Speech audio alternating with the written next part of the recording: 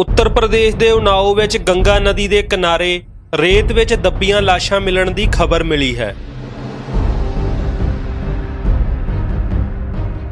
ਪਿਛਲੇ ਦਿਨੀ ਵੀ ਪੱਛਮੀ ਉੱਤਰ ਪ੍ਰਦੇਸ਼ ਅਤੇ ਬਿਹਾਰ ਵਿੱਚ ਗੰਗਾ ਨਦੀ ਵਿੱਚੋਂ 100 ਦੇ ਨੇੜੇ ਲਾਸ਼ਾਂ ਤੈਰਦੀਆਂ ਮਿਲਣ ਕਾਰਨ ਇਲਾਕੇ ਵਿੱਚ ਦਹਿਸ਼ਤ ਦਾ ਮਾਹੌਲ ਬਣ ਗਿਆ ਸੀ। ਪਰ ਮਾਮਲੇ ਦੀ ਤਹਿ ਤੱਕ ਜਾਣ ਦੀ ਬਜਾਏ यूपी ਅਤੇ ਬਿਹਾਰ ਇੱਕ ਦੂਜੇ ਨੂੰ ਜ਼ਿੰਮੇਵਾਰ ਠਹਿਰਾ ਰਹੇ ਹਨ। एनडीटीवी ਦੀ ਖਬਰ ਮੁਤਾਬਕ ਹੁਣ यूपी ਦੀ ਰਾਜਧਾਨੀ ਲਖਨਊ ਤੋਂ ਸਿਰਫ 40 ਕਿਲੋਮੀਟਰ ਦੂਰ ਭਗਵੇਂ ਕੱਪੜੇ ਵਿੱਚ ਲਪੇਟੀਆਂ ਲਾਸ਼ਾਂ ਗੰਗਾ ਕਿਨਾਰੇ ਰੇਤ ਵਿੱਚ ਦੱਬੀਆਂ ਮਿਲੀਆਂ ਹਨ।